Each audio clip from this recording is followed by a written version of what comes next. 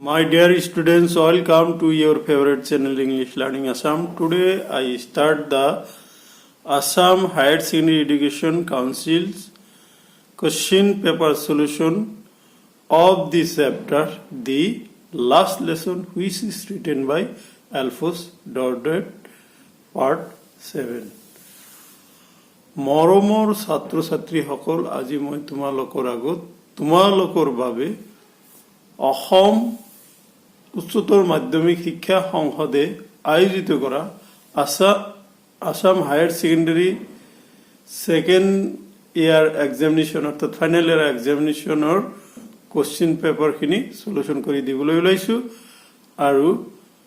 লগতে সেই কোশ্চিনখিনি তোমালোকৰ আগত ধুনীয়াকৈ অসমীয়াত অৰ্থসহ বুজাই দিবলৈ প্ৰয়াস কৰিম। গতিকে তোমালোকে আজিৰ ভিডিঅ'টো প্ৰথমৰ পৰা শেষলৈ চাবা আৰু যিসকল মৰমৰ ছাত্ৰ ছাত্ৰী মোৰ চেনেলত নতুনকৈ সংযোগ হৈছে আৰু মোৰ চেনেলটো সাবস্ক্ৰাইব কৰা নাই তোমালোকে চেনেলটো সাবস্ক্ৰাইব কৰিবা আৰু অনাগত দিনত মই আপলোড কৰা নতুন ভিডিঅ'ৰ আপডেট পাবলৈ বেল আইকনত ক্লিক কৰিবা আৰু যদি ভিডিঅ'টো চাই তোমালোকৰ ভাল লাগে তেতিয়াহ'লে ভিডিঅ'টোত লাইক কৰিবা, বন্ধু বান্ধৱীৰ লগত শ্বেয়াৰ কৰিবা আৰু কমেন্ট কৰিবা, কিয়নো তোমালোকৰ এটা শ্বেয়াৰে হয়তো কাৰোবাৰ উপকাৰত আহি যাব পাৰে। ওকে, গতিকে আমি এতিয়া সময় নষ্ট নকৰি মূল বিষয়বস্তুলৈ আহোঁ। আজি মই তোমালোকৰ আগত হায়াৰ ছেকেণ্ডাৰী ফাইনেল ইয়াৰত অহা 2 মাৰ্কস কোশ্চিন সলিউশন কৰি দিবলৈ ওলাইছো। ইয়াতে তোমালোকে প্ৰথম পাৰ্টৰ কোশ্চিনখিনিৰ বিষয়ে ধুনীয়াকৈ পাই যাবা আৰু তোমালোকে দেৰি নকৰি কপি আৰু কলম উলিয়াই তোমালোকে কোশ্চিনখিনি নোট কৰি যাব পাৰা। আহো নাম্বাৰ 1 কোশ্চিন লৈ। নাম্বাৰ 1ত আছে কি, why did France want to spend his day out of doors? এই কোশ্চিনটো তোমালোকৰ 2012, 2016 আৰু 2017 এইচএস ফাইনেল ইয়াৰ এক্সামিনেশ্যনত আহিছিল। প্ৰশ্নটো কি কৈছে, প্ৰশ্নটো যে why did little France want to spend his day out of doors? কিয় লিটিল ফ্ৰান্সে সেইদিনা সেই দিনটো বাহিৰত কটাব খুজিছিল, মানে স্কুলত নোযোৱাকৈ বাহিৰত কটাব খুজিছিল। আনসাৰ, ফ্ৰান্স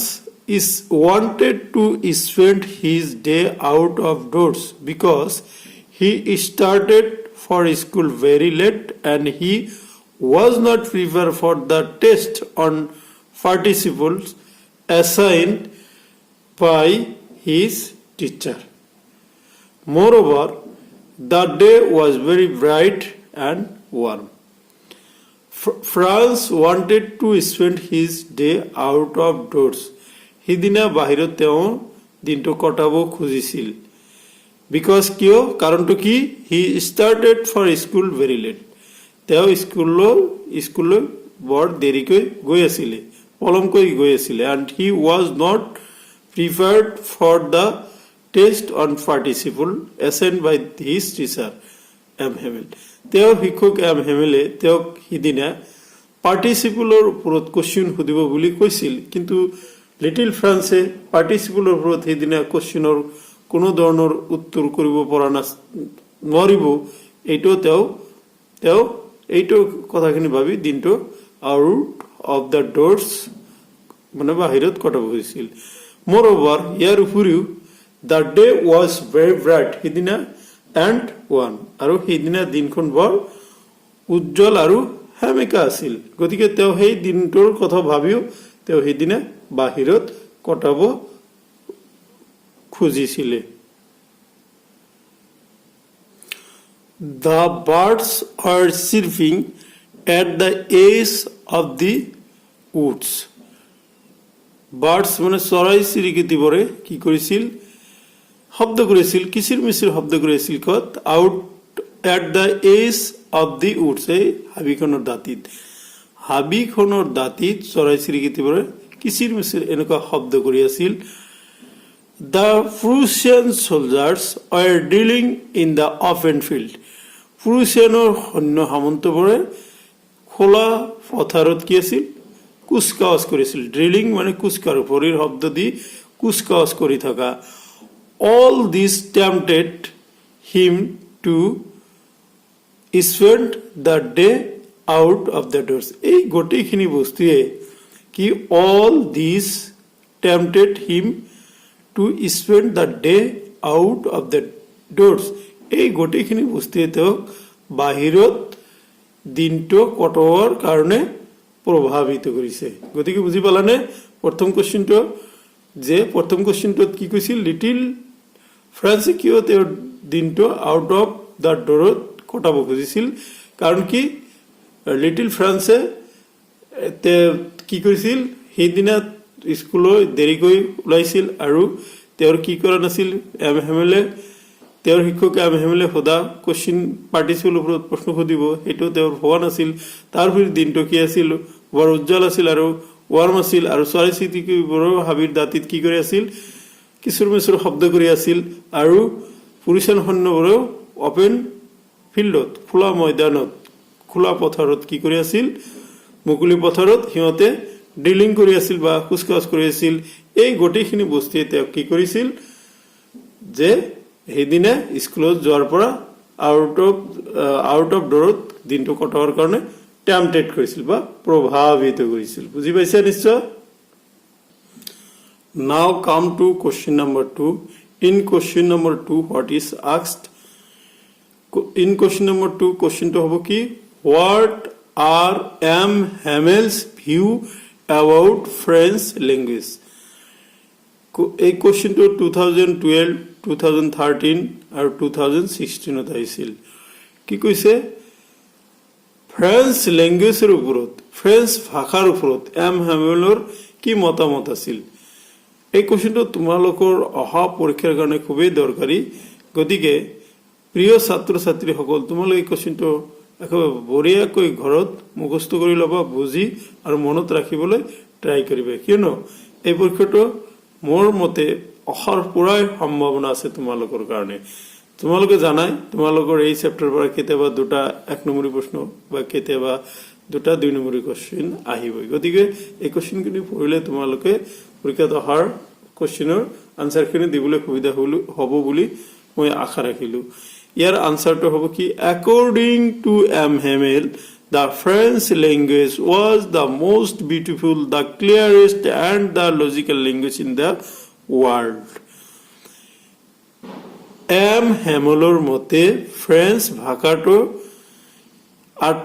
পৃথিৱীৰ ভিতৰত আটাইতকৈ ধুনীয়া পৰিষ্কাৰকৈ বুজোৱা ক্লিয়াৰেষ্ট স্পষ্টকৈ বুজা যোৱা ভাষা আৰু লজিক্যাল মানে যুক্তিসংগত থকা ভাষা he told the French people to guard it among them and never forget it because their language was the key to their prison তেওঁ ফ্ৰান্সৰ মানুহবোৰক কৈছিল যে to guard it among them মানে এই ভাষাটো সিহঁতৰ মাজত কি সন্মান দিব লাগিব আৰু নেভাৰ ফৰগেট আৰু এটো কেতিয়াও পাহৰিব পৰা নাযাব কাৰণ কি যে because their language was the key to their prison সিহঁতৰ বন্দিত্বৰ কাৰণে সিহঁতৰ ভাষাটোই মূল চাবি Now come to question number 3 what is in question number 3 the question number 3 কি আছে what was the commotion that France anticipated in the classroom question to তোমালোকৰ 2013 আৰু 2015 ৰ HS final year examinationত আহিছিল answer France anticipated the commotion of the opening and closing of desks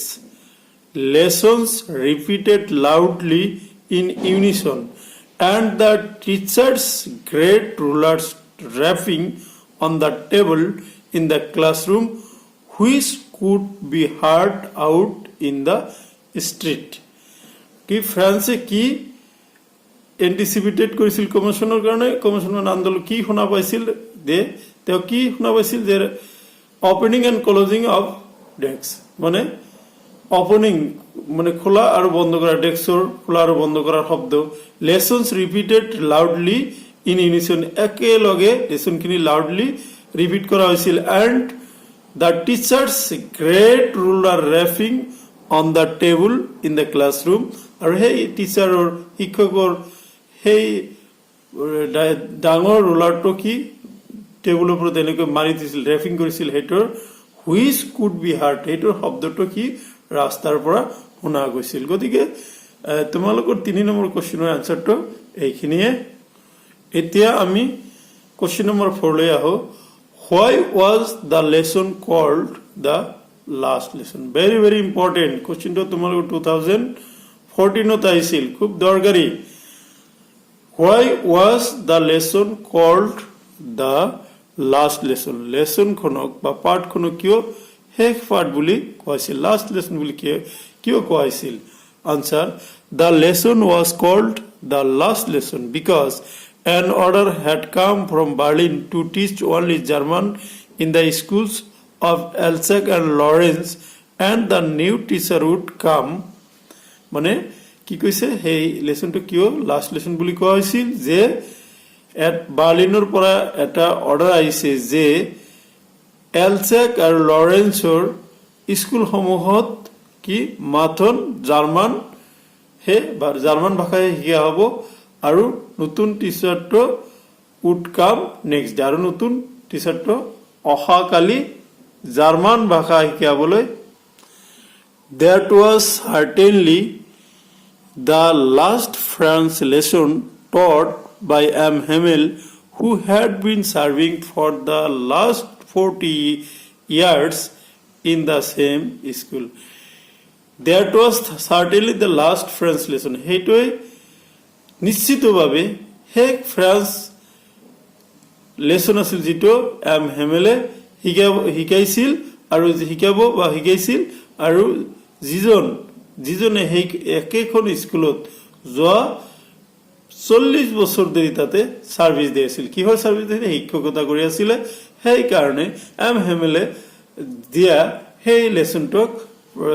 আমি কি বুলি কও লাস্ট লেসন বুলি কও কিয়নো এম হেমেলে হেইখন স্কুল 40 বছৰ ধৰি শিক্ষকতা কৰিছিল কিন্তু বাৰ্লিনৰ পৰা অৰ্ডাৰ অহাৰ লগে লগে হেইখন কি হল সেই ফ্ৰেঞ্চ ল্যাঙ্গুয়েজৰ লাস্ট ক্লাস হ'ব হেইকনে সেই লেসনখনক কি কোৱা হৈছিল দা লাস্ট লেসন বুলি কোৱা হৈছিল নাও come to question number 5 what had been put up in the bulletin board 2014 daisil ki what had been put up in the bulletin board ei bulletin boardot ki likha asil bulletin boardot ki likha asile answer to hobo ki for the last 2 years all the bad news for French people had come from the bulletin board. Bulletin boardৰ পৰা যোৱা 2 বছৰ ধৰি ফ্ৰান্সৰ জনসাধাৰণৰ কাৰণে বেয়া বাতৰিখিনি সেই bulletin বৰ্ডৰ পৰাই আহিছিল that day another bad news had been put on the bulletin board সেইদিনাও কি আৰু এটা বেয়া খবৰ সেই বুলেটিন বৰ্ডত লিখি থোৱা হৈছিল the order had come from Berlin to teach only German in the schools of Alsace and Lorraine and the new German teacher would come come to teach German next day কি কৰা হৈছিল হিদিনা the order মানে বাৰ্লিনৰ পৰা এটা order আহিছে আৰু এই order মতে অহা কি কৈছে অহা কালিৰ পৰা ফ্ৰান্সৰ এলচাক আৰু লৰেন্স জিলা দুখনত কি কৰিব জাৰ্মান ভাষাই শিকা হ'ব আৰু কি হ'ব নতুন শিক্ষক অহা কালি আহি এইখন স্কুলত কি জাৰ্মান ভাষা শিকাব গতিকে কি কোৱা হৈছে the order had come from Berlin to teach only German in the schools of Elsack and Lawrence and the new German teacher would come. আৰু নতুন জাৰ্মান টিচাৰ জন আহিব to teach German next day. আৰু নতুন German teacher জনে আহি কি কৰিব সিহঁতক জাৰ্মান অহাকালিৰ পৰা শিকাব গতিকে এই দা answer to question to কি আছিল what had been put up in the bulletin board কি লিখা আছিল এইখিনি কথাই লিখা আছিল যে বুলেটিন বোৰ্ডৰ পৰা যোৱা 2 বছৰৰ পৰা ফ্ৰান্সৰ কাৰণে বেয়া খবৰবোৰ আহি থাকে সিদিনাও এটা বেয়া খবৰ আহিছিল কি আহিছিল যে বাৰ্লিনৰ পৰা এটা অৰ্ডাৰ আহিল যে ফ্ৰান্সৰ এলসাক আৰু লৰেন্স এই জিলা দুখনৰ স্কুলসমূহত কি হ'ব জাৰ্মান ভাষা শিকাব আৰু অহাকালিৰ পৰা এই নতুন শিক্ষক আহি সিহঁতক জাৰ্মান ভাষা শিকাব গতিকে এই 5টা কোশ্চেনে তোমালোকৰ অহা পৰীক্ষাৰ কাৰণে দৰকাৰী গতিকে তোমালোকে বহি আৰু কলম উলিয়াই কোশ্চেন 5টা তোমালোকৰ বহিত তুলি লৈ ভালকৈ ভিডিঅ'খিনি চাই বুজি লৈ মুখস্থ কৰিবলৈ যত্ন কৰিবা তোমালোকে ভিডিঅ'টো দেখাৰ কাৰণে ধন্যবাদ জনাই আজিৰ ক্লাছ ইয়াতে সামৰণি মাৰিলোঁ থেংক ইউ